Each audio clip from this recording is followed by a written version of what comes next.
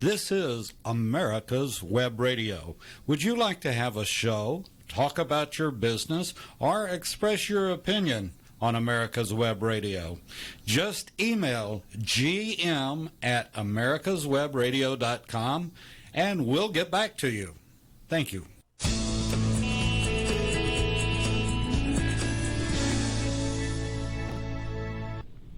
Good morning, everybody. Joe Gavalis with the Safe Senior Hour, and I hope all are doing well. And today we have a special guest that I'm a person that I work with, Tony Yarbrough. He's an investigator with the Rome, Georgia Police Department, and he is probably, certainly in North Georgia, if not in Georgia, one of the preeminent investigators that have been working elder abuse type cases. And as we before we start our show in more detail, we have to remember our definition of elder abuse are physical, financial, exploitation, and institutional.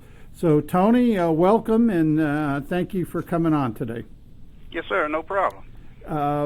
We're going to go through just your background in a minute, but I think we always start off our shows by reminding all our listeners that elder abuse doesn't report itself. So you need to help your fellow citizens, your relatives, and anyone you know by if there's something bothers you. Again, the old statement, if you see something, say something, but you have a great choice of people to report it to, and that includes your local law enforcement, your adult protective services, or whatever organization that's out there. So with that, Tony, just give us a little background on Rome. I mean, Rome is a city in northwest Georgia. About how big is it? Rome's close to probably 40,000 in the city itself, and less than 100,000 county-wide for Floyd County. But you are, for the northwest area, you're like the center of it, correct? Yes. Excuse me, I got a cough here. Give us a little background on your background, please. I'm Tony Yarbrough. I'm detective with the Rome City Police Department. I've been a policeman for about 26 years now. I've been in the field of elder investigations and disabled crimes for about going on 4 years now. I got into this when I was moved to the detective division. I guess because when I came to detectives, I was a senior man, so they just automatically assumed that I would be the elder abuse investigator for the city. Well, based on that, just to give some people some scope on how big your department is, how many investigators do you have in the detective bureau? In our detective division, we have approximately 10 investigators. Our whole department's about a 100-man department. So we can see as listeners out there that this is probably an average, small city town that you would, find throughout the United States and probably the world.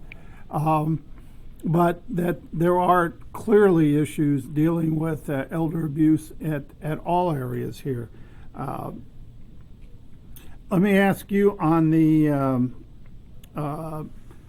what is your, since you've been doing this 4 years, I know, knowing you develop an interest in it, and basically, what's your thoughts about the investigation of elder abuse? Well, I didn't realize how prevalent elder crimes were until I started back here in the investigative division. And actually, tell you the truth, from the time that I started back here till now, you've seen the elder crimes actually ramp up around especially the city, but actually nationwide. You see it happen. It's more prominent than ever. Yeah, I think, as we talked about at the beginning, we're talking about the three types of elder abuse, from physical, institutional, and financial exploitation. I just went on the Baker fraud report, and they had a copy from the AARP that just put out a findings, and I'm going to go over with them, and Tony, you comment on them with me, but these are just general findings. as you know, this show goes all over the United States, all over the world. So this is kind of interesting. They in their finding in this report, they said nearly half, 47% of U.S. adults have been targets of an imposter scam. Does that sound kind of familiar to you? Do you see that in your city? Well, yeah, we get a lot of call-ins from the elderly public in reference to the Social Security scams. I've gotten probably 3 or 4 in the last week. People are calling in and posing as agents for the government and letting these folks know their Social Security has been compromised and they need to take action to fix this. And we've been seeing that increase with the Social Security scams, and then the romance scams. Right. We've had three or 4 of those in the past few months. Right. I think that, that in their study, they said this study examined adults' experience with relationship scams, which are romance scams and grandparent scams, and government imposter scams, including, which is now on everybody's mind here in the United States, census scams. And it said among those scams, government imposter scams were the most encountered, with 2 in 5 U.S. adults reporting having been a target of one. That's pretty interesting to me. Well, it is, and they're not just targeting the elderly, but right. I've gotten calls myself 3 or 4 times, even here on my desk phone inside the police station. They're calling. Yeah, it affects everybody. The next statistic, which is interesting, it says nearly 1 in 5, about 18% of U.S. adults targeted and or victimized by an imposter scam have experienced health problems or emotional distress resulting from this encounter. It said that people who go through this, and especially getting the elderly, it really affects them both emotionally and physically. Have you found out that to be pretty true, Tony? Yeah, the mental part of it really does affect them mentally, because a lot of times when they feel like that once they realize that they've been targeted and it's a scam, and then they kind of get a little paranoid and don't want to deal with nobody that calls after that. And so it's probably mentally more than anything. And of course, I guess the mental stress can lead to the physical stress. Right, and it's sad when we see that, and of course a lot, as we speak about this constantly, a lot with our senior citizens and elderly is a lot of them are just lonely and that they want to talk to somebody. Have you found that out to be true? Well, especially with the romance scams, I've noticed that it's almost nearly impossible to get them to realize that they're actually being scammed, because they and their mindset is that this person on the other end of the social media that they're talking to is a real person, and everything they're telling them is the truth, and it's almost impossible to get them to realize that it's a scam.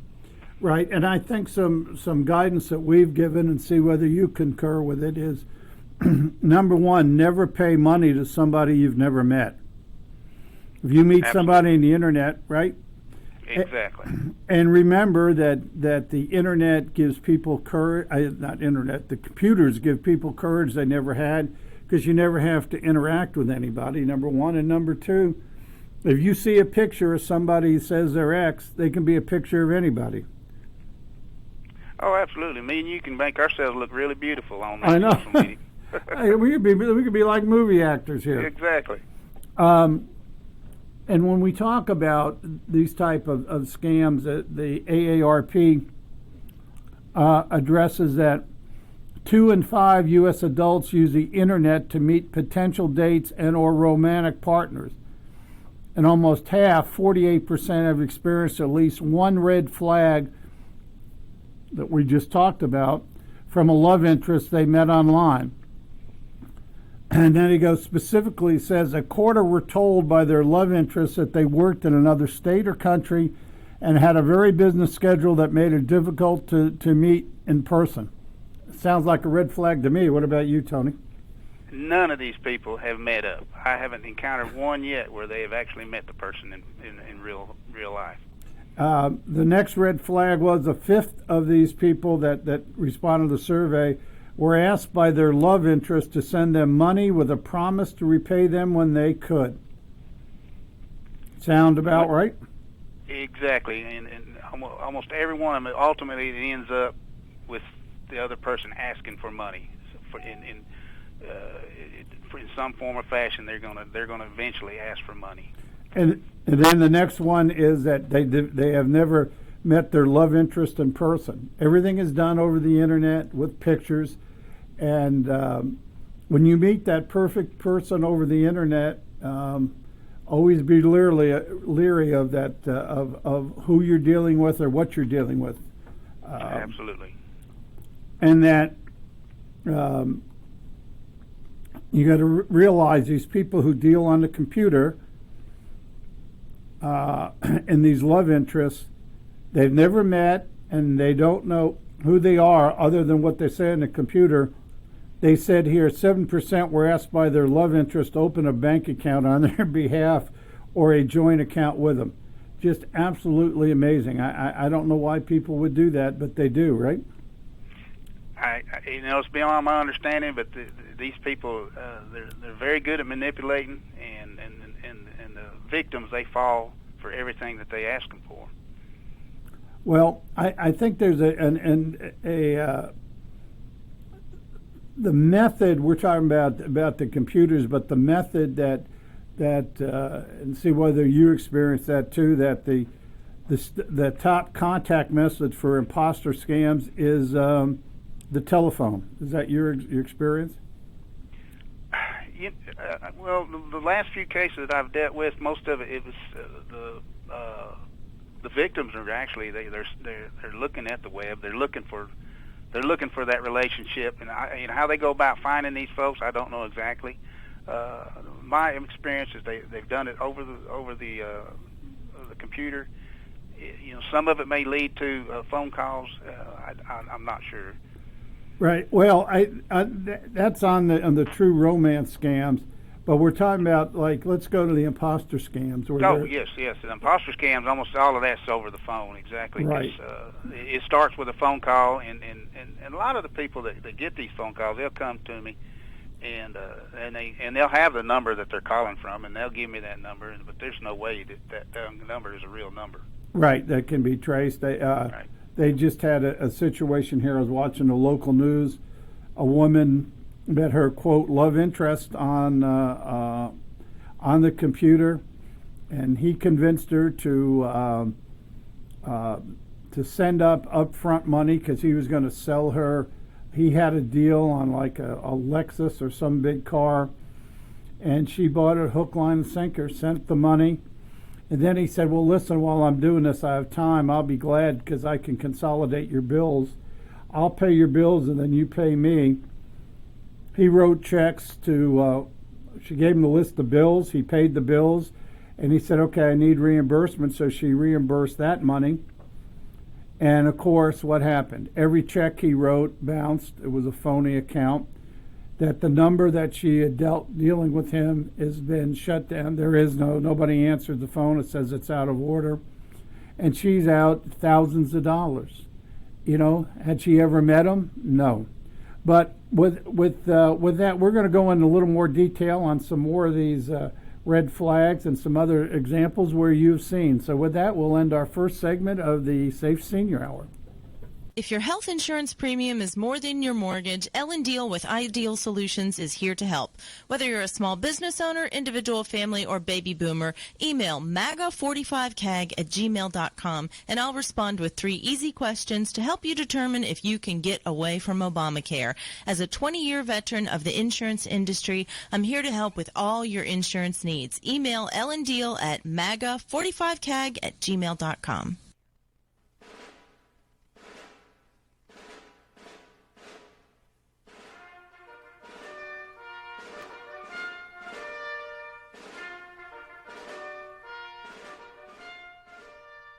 Good morning. My name is Mike Mizell. I'm a retired Army colonel and president of the Johns Creek Veterans Association. We meet in Newtown Park, and part of one of our projects is the installation of the Healing Wall.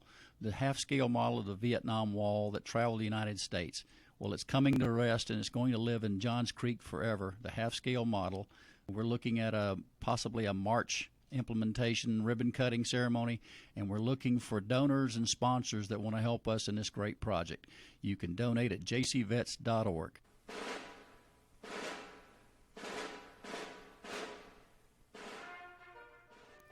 Want to give your family or loved one the perfect gift? Then go online and check out the TornadoBodyDryer.com. I love mine and the warm heat air massage it gives me after my shower. The Tornado Body Dryer is super. You'll love it, and you'll love having one in your shower.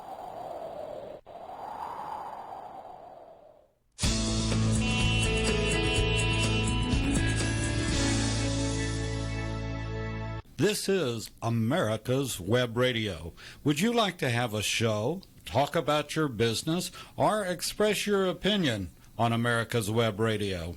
Just email gm@americaswebradio.com and we'll get back to you. Thank you.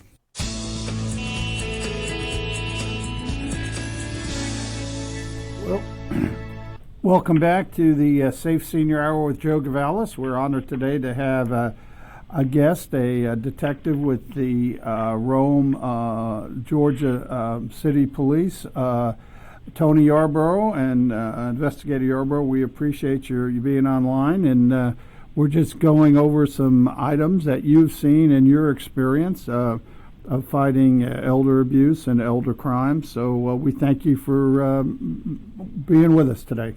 Yes, sir. Glad to be here. One of the areas, before we go any farther, we always like to keep our citizens informed of the latest scams. And what we're seeing now is what's starting to really get in the forefront of scams, because it's on everybody's mind, or it will be, is the census. You know, they're taking a census this year, and excuse me, I know they've warned us about the census scams. I don't know, have you seen any yet, Tony, that have taken hold in your area? Not in this area yet. Have we? They haven't. Nobody's come forward with any of the census scams right now. Well, there's some guidelines that we talked about here about the census that I'm just going to pass on, and then you comment and see what you think here. It said the census says, let's see, 7 in 10 U.S. adults incorrectly think or are unsure whether an email link of the 2020 census questionnaire will be sent to all U.S. households via valid address and file. In truth, the Census Bureau will never email invitations to complete the sentence. So that's good to know. So if you get something on the internet saying it's from the Census Bureau, it isn't true. The Census Bureau will mail information to households on the ways that they can complete the questionnaire. And it says, for those who don't respond online by mail over the phone, they will be visited by a census, enumerator. So they better have some good IDs on that, don't you think, Tony? You go knocking on the door and saying with the Census Bureau, you need to be checking their IDs, correct? Absolutely, because you never know who's coming to the door talking. And while we're talking coming to the door, remember, do not, under any circumstances, the recommendation is let somebody in your house you don't know. Is that pretty sound reasoning? I use that advice on all my door-to-door scams, especially like the home repair scams and that. I advise the population out there, don't let nobody inside. If you want to talk to them out through the door or on the other side of the door. Another myth is 50% incorrectly think or unsure whether failing to respond to the census could result in jail time. And the other, more than a third, incorrectly think or unsure whether the census questionnaire will ask for Social Security numbers. In fact, the census questionnaire will never ask for your Social Security numbers. That's important because people like to get a hold of that, and that's an important issue, you know. The Census Bureau put out some, and the AARP put out some quiz questions. And I'll just go over them because it deals with census.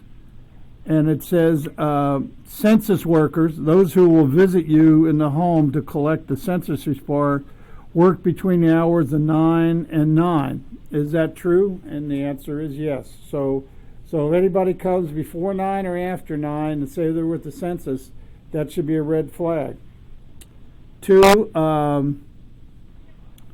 that an email link, the 2020 census questionnaire will be sent by the Census Bureau to all U.S. households. We just answered that, right, Tony? There is none. They do not no email. Exactly. No email. It says here, let's see. Failed to respond to the census may result in a fine or a jail. That's a myth, and we just answered that. That's false. And then it says the Social Security Administration will contact you directly, either by phone or email, if there's a problem with your Social Security benefits. That's false. They'll write you. And I think those are things we got to remember. The government and the IRS will write you. They will not call you out of the blue. And I don't know if you've can you go over it, since it's coming into April, of the IRS scams, Tony? Have you seen those? I've had a few, yes. And then I tell people, exactly what we're talking about, the census guidelines, that the government's not going to call you on the phone about your IRS problems. And it's the same with the Social Security scams. They're not going to call you. You're going to be notified via probably certified mail. Right. But from the IRS, that's the way Exactly. they contact people. And another myth, caller ID is a reliable way to know where a call is coming from. How do you respond to that, Tony? The caller IDs, if they're calling from a legit number, it's going to show up the accurate place that it's calling from. But now with this spoofing them numbers, it's hard to track numbers sometimes. And we were at a seminar, and we heard that they have I think they can pay 5 cents a number and create anything to show up on your caller ID, like on your cell phone or on your regular phone. So be leery of that. And then for our idea that if somebody calls and said that this census must be only completed in English, that's false. Let's see. And the last one, they say IRS can call you about back taxes that you may owe without sending you a written notice first. And that's what we just said. They'll send you and say, we're looking at X, Y, and Z. And then they will send you an official IRS certified letter addressing the issues to let you know that somebody might be calling. So that's kind of an interesting update on the latest scam of census and the IRS here type scams. Is there anything that you've seen in terms of those home improvement scams that we can tell people? What are some examples that you've seen in your area? Several that I've dealt with in the past was usually the tree service scams. We ended up arresting a fella here that he was going not only this city, he was traveling to the other cities surrounding it here, including the Metro Atlanta area, and he had a history of coming in doing half the work but getting the money up front and then leaving. And all the victims that I had talked to, I said, well, did you ask for any type of credentials from him or any kind of insurance bonding or any kind of paperwork to prove that he had a legit business? Or if these folks are coming in and offering a home repair service, you can call your local authorities with the licensing divisions, and they'll let you know if that person is a licensed home repair man in this area. Right, and I think we've talked about it at the various seminars that Tony and I have done. We talk about the home repairs will be driveways, roofing, trees, painting, and the one that affects a lot of people around here are pine straw scams. Have you seen that? I haven't dealt with that yet, but I know of it. Yes. Yeah, they come out and they'll say they're going to put down so many bales of it, and you say, okay, I'll go for 50 bales or 100 bales, and they come in and say, well, we had to have more pine straw than we thought, and they hold up all these strings and said, hey, we had to do 200 bales, so not only do you owe us for the 50, you owe us for another 150. And there's no way to refute it unless you deal with them in a contract in the beginning and get everything established.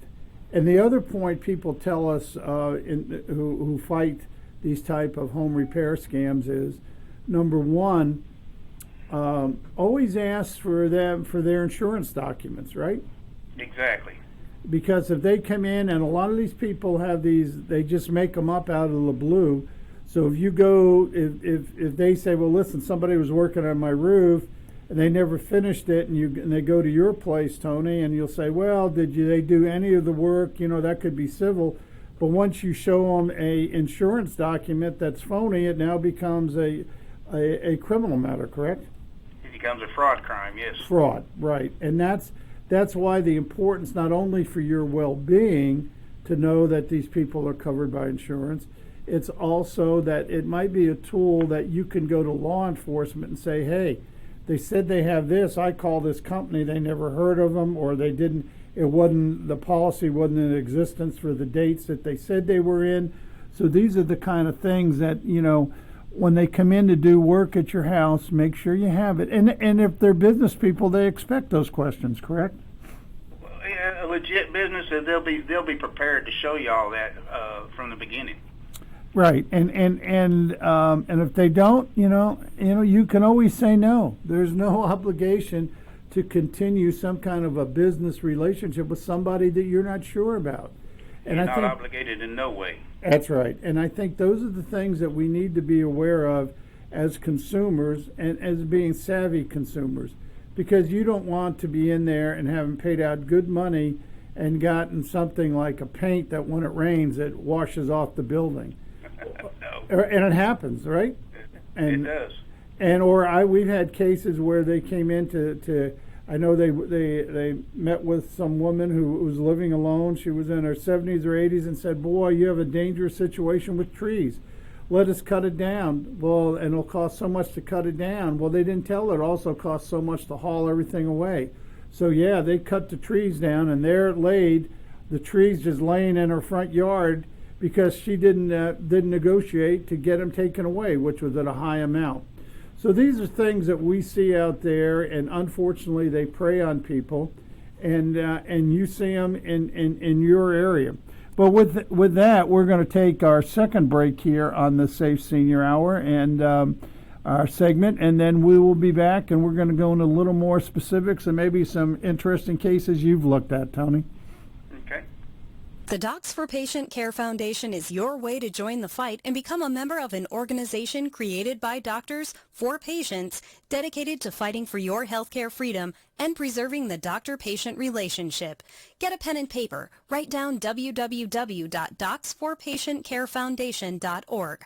That's www.docsforpatientcarefoundation.org. Go to our site and please make a generous tax-deductible donation and join the fight today. Thank you. Whether cruising the strip in a 57 Chevy or taking the family on a vacation in a 71 Oldsmobile Vista Cruiser, you need to tune in to Classic Cars with Steve Ronaldo and Jim Weber every Saturday from 8 to 9 a.m. on americaswebradio.com.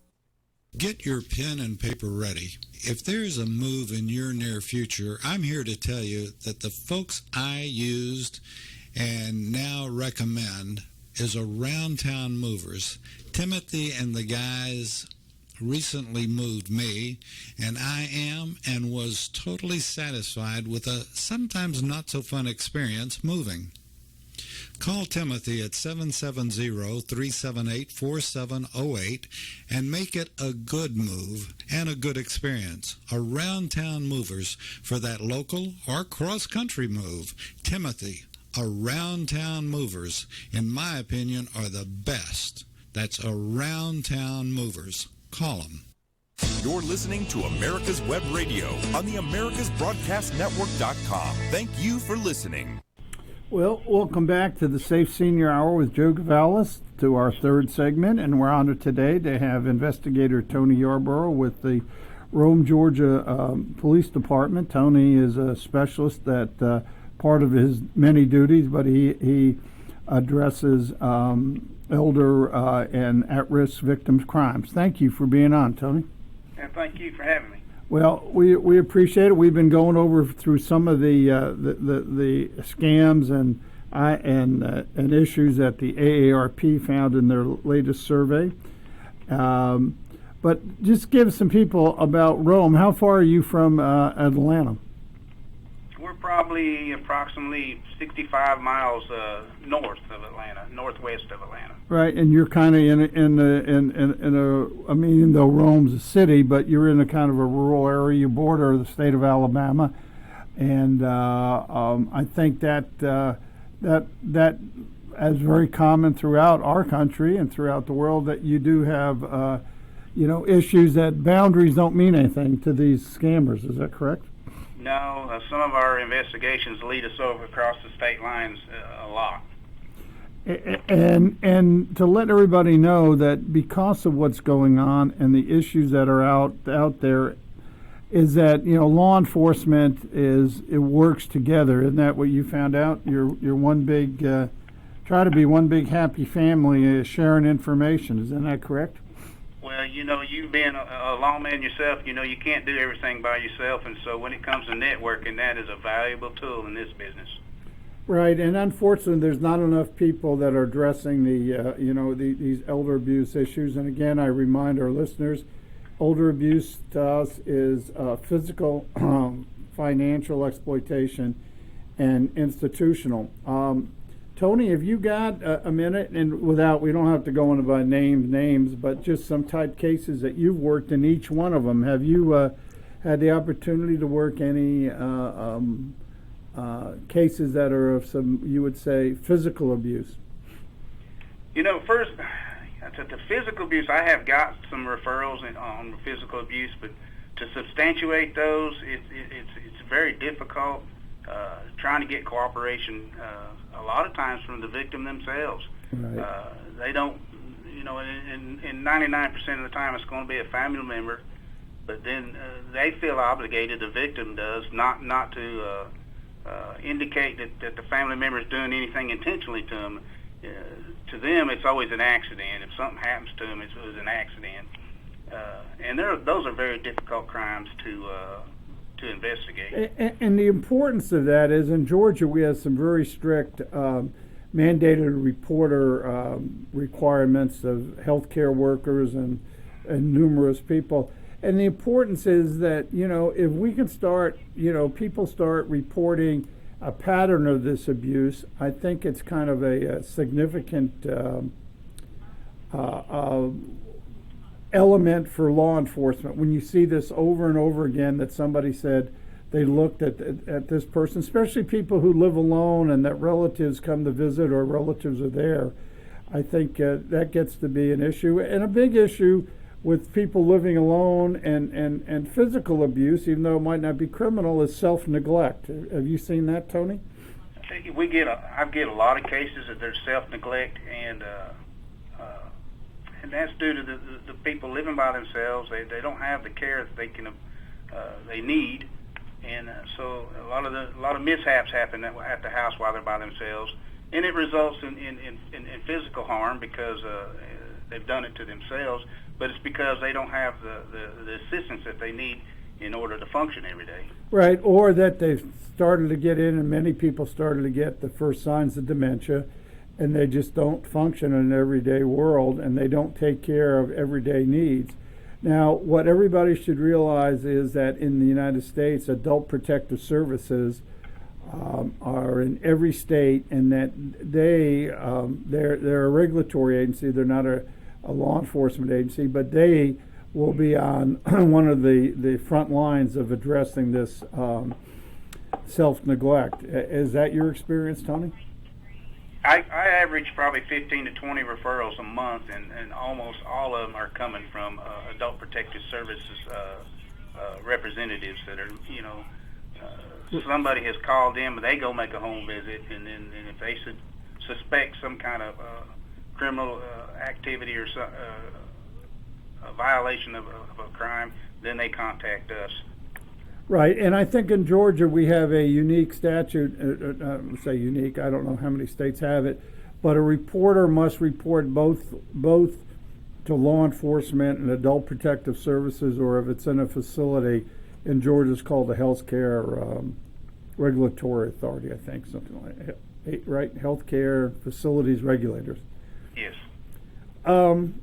But, you know, and I tell to our listeners around, I mean, we all pretty much can see and know what a physical abuse is. We have a case here in a city down here south of Atlanta where a caregiver, we have no idea why, just thought it would be great to deal with a person with almost, if there's such a thing as 100% dementia, not with it, thought it would be funny or nice or something, that she, as she was smoking her cigarette, she kept burning the flesh of this patient. Now, we all know that's physical abuse, and we can't tolerate anything or anything like that against our elderly. You know, society owes us to look into those things. Oh, absolutely. Well, the other one is, have you seen anything in the institutional world where, you know, people might have reported instances where you got in and actually made some cases here? We have. I've had several where they were coming from some of our memory care facility areas, Mm-hmm. and those are difficult. Some of these crimes are complex to deal with because of the condition of the victim, especially when you deal with cognitive functioning. And in these memory care facilities, you know, you can talk to the victim, but then you can go back the next day and you get a different story. But that's just because it's due to the condition that they have. But yeah, I've had one, for instance, it was a med technician that worked this particular facility, and I talk about this because we closed this out, but he absolutely didn't want to deal with, I think, you know, I couldn't prove it on his part to be a criminal intent, but he didn't want to deal with the patients due to their conditions, and some of them give him a hard time, so he was changing up medications on them to kind of sedate them. You know, that was the allegation, and we had to go through a whole bunch of they took that patient and actually had some drug test screening done on her to make sure that she didn't get those medications that supposedly was given to him. But that type of stuff could go on, and nobody would ever know about it. It just so happened another med technician had overheard him talking about something like that. But and a lot of these, especially institutional, are from the complaints come from family members who come in, or, as we talked about, mandated reporters. And I think you had that matter where there was a co-worker that kept seeing this guy go into this room every day and had no idea what he was doing. Was that your case?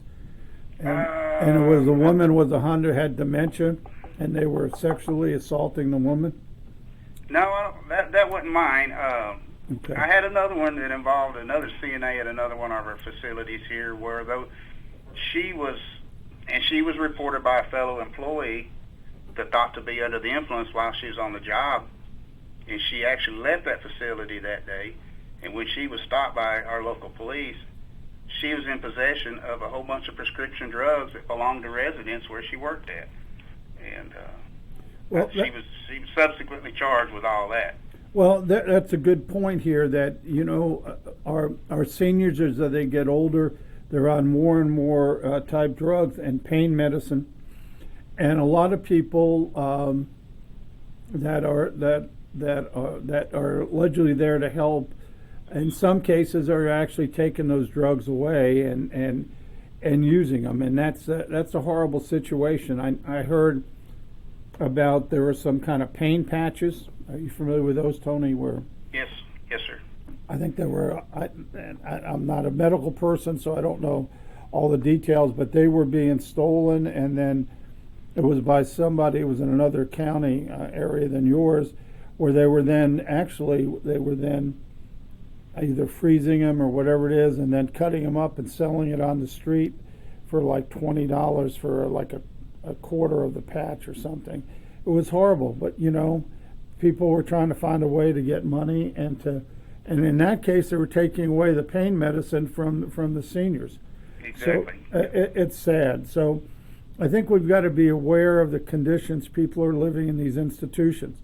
And again, when we say institutional living, we're looking at things such as assisted living, obviously the term nursing homes, but also we're looking in the personal care homes. And when you get in there, you get into some nuances. Some people call personal care homes group homes, or some people call them, various types of residence areas. Have you run into that kind of conditions where it's been questionable? Yeah, absolutely. We have numerous occasions. Unfortunately, it seems like within the last several years that type of activity has just boomed, and it ain't just in this county. That's statewide, and I'm sure it's probably nationwide as well. And ultimately, what that boils down to is trafficking these people for their benefits. Majority of these people that are inside these type of residences are mentally disabled, or they have some kind of cognitive dysfunction, and they're being taken advantage of by greedy people. Right, and again, there are some very, very good places, and again, we have to remember that. But the bad ones, when they're bad, and they're finding a way to not only get their Social Security money or Medicare or Medicaid money, but they also can get food stamps, and a lot of this gets turned over. And they keep these people who they will house, they keep them from place to place. I think there was a case you saw where you went in that they took over an old daycare center or something, and you found there were like 10 people. Could you just go over that with our listeners?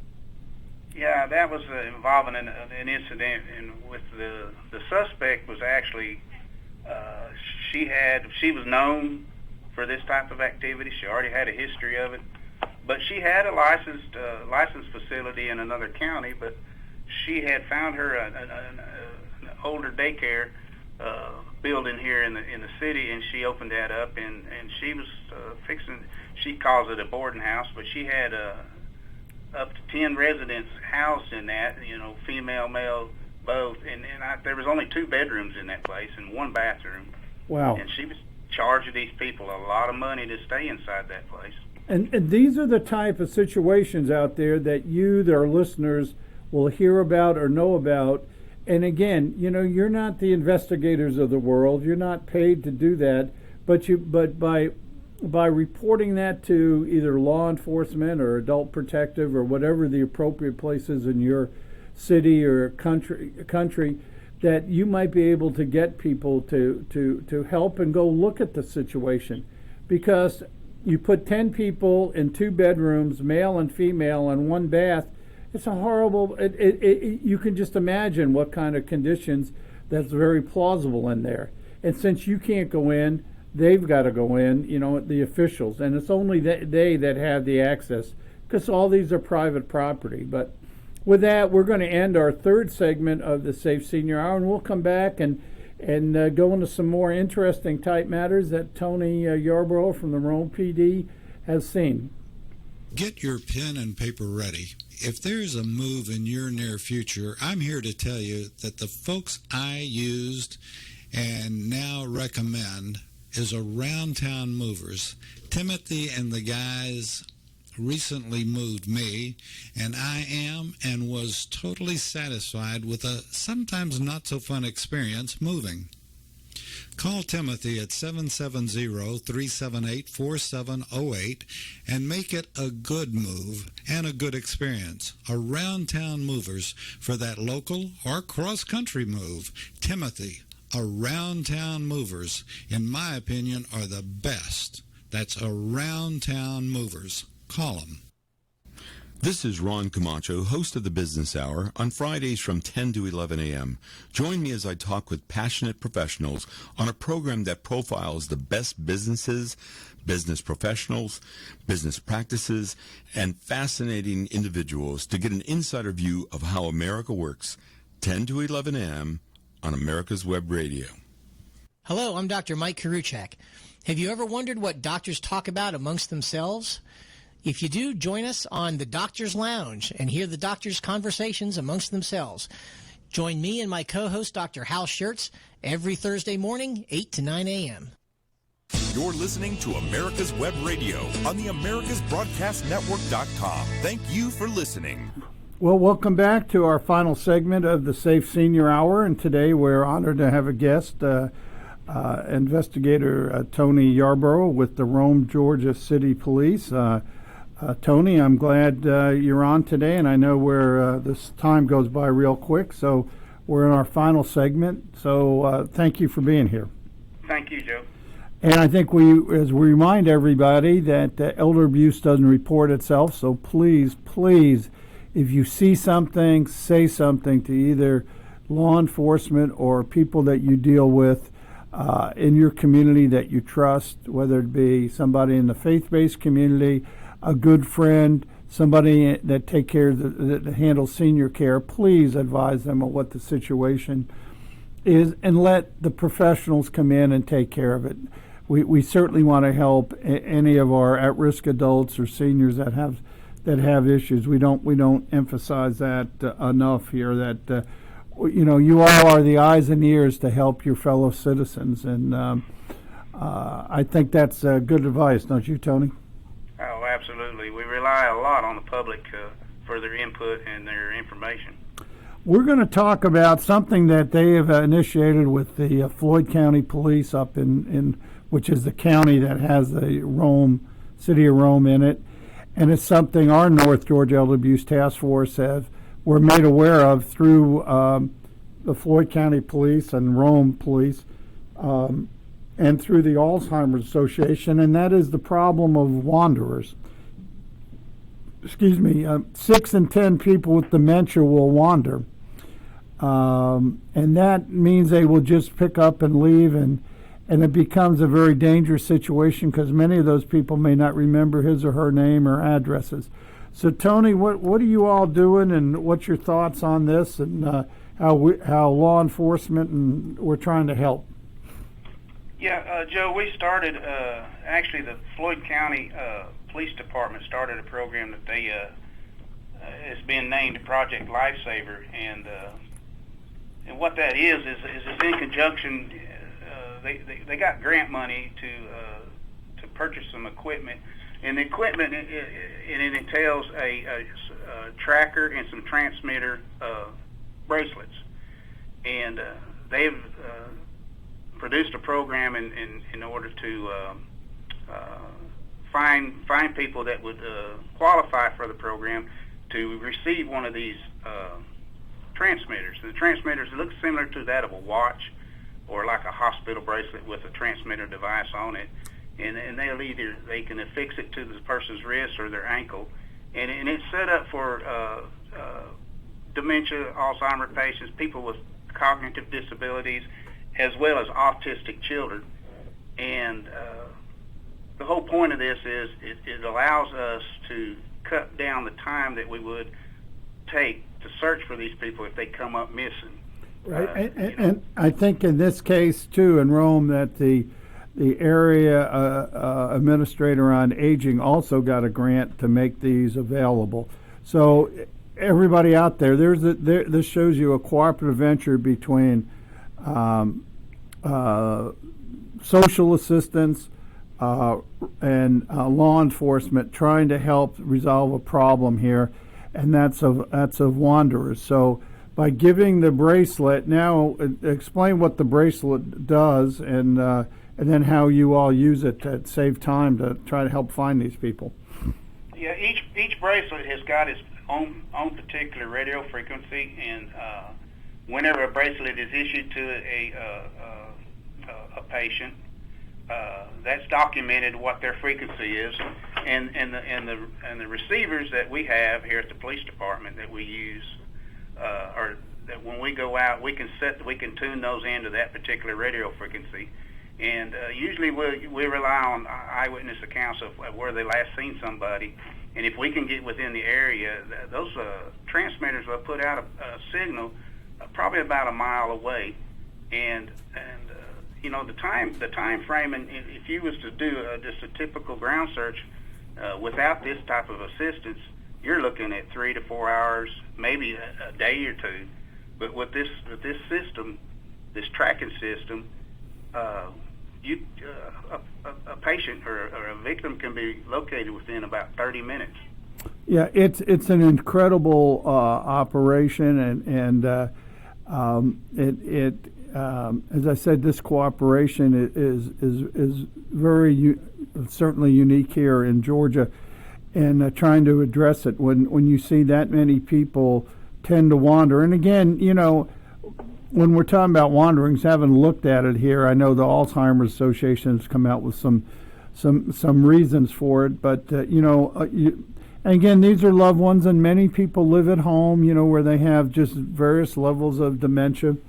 And you know, some lived in in assisted living or not assisted memory care units, and but some of the reasons why they wander, it's not they just get up and say I'm going to go wander. It's that your loved one might wander as a reaction to an unfamiliar or unstimulating environment, a loud noise or situation he or she doesn't understand. It's like it just says I've got to do something, and they just take off.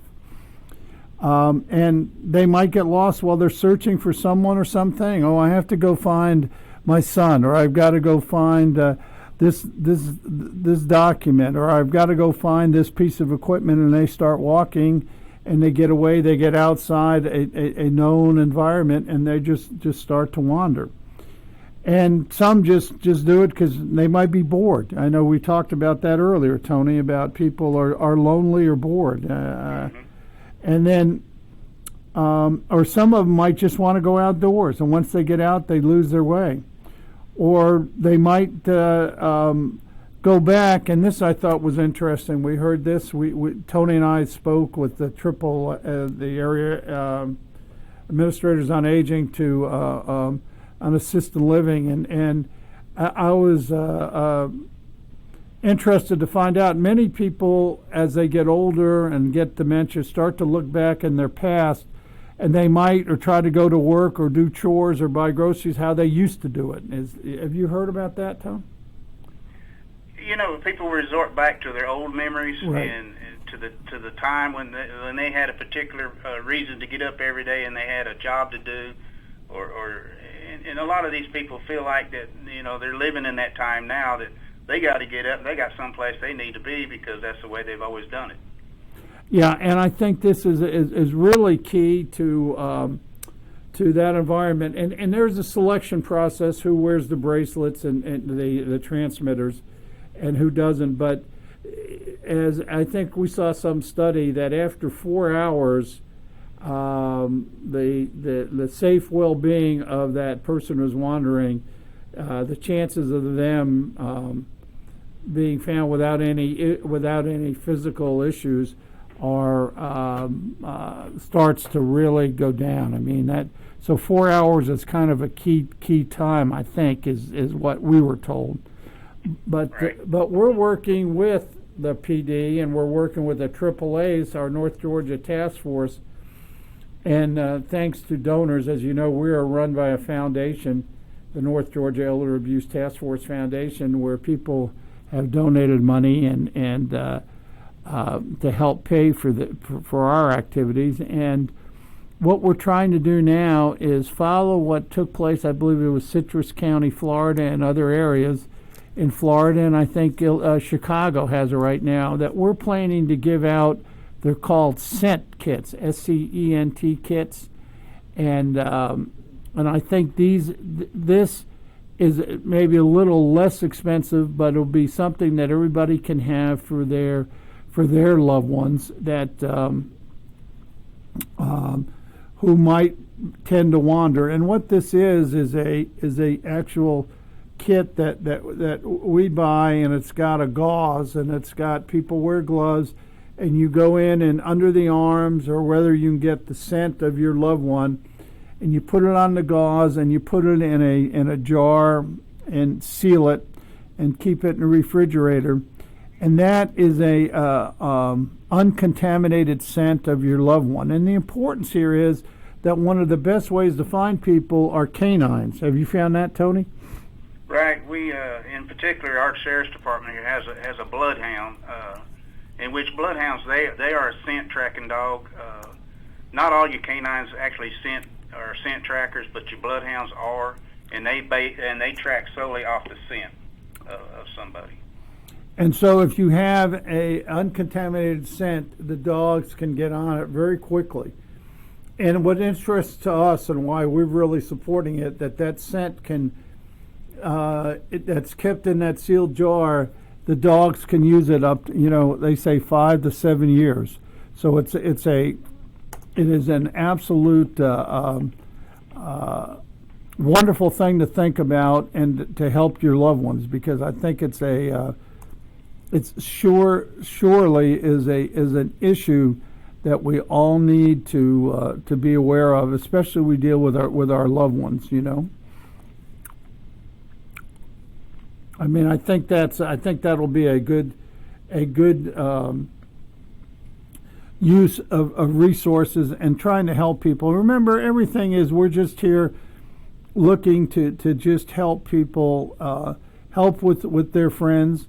We're using this from the scent evidence canine, is the SC-Canine scent prevention kit. So what we're going to use, there are many other kits out there, or you can try to use your own, whatever you can think of. But the important thing is, get the scent of your loved one, because if they do this wandering, and you saw 6 out of 10, they're going to wander, and just hopefully, thank God that we get the message to the professionals and to the caregivers that there are ways to take care of them and try to keep our loved ones protected, because it's really important that we do this here. Tony, how on your electronics deal, how long once you have the antennas, how long do they have to find these people? I mean, how many miles the range? Well, you got about a mile range, which would encompass, that's a good area. Right. If the trackers are placed in an aircraft, like a helicopter, I think the range increases up to 5 miles. But usually, when we use that system, we can get put in the area pretty close to where they were last seen, and chances are that they won't be far off. And this is amazing, because we went out and did studies with it, and worked out in the field with it. You can get right to the within 30 feet of your target. Well, I think it's important, and we're going to try to do this, and we're helping people, and we're going to have to end our show today. But thank you for coming on, Tony Yarbrough, detective with the Rome PD, and we appreciate all that you do. And that concludes. We appreciate it. That concludes the Safe Senior Hour. Remember, elder abuse doesn't report itself. You're listening to America's Web Radio on the AmericasBroadcastNetwork.com. Thank you for listening.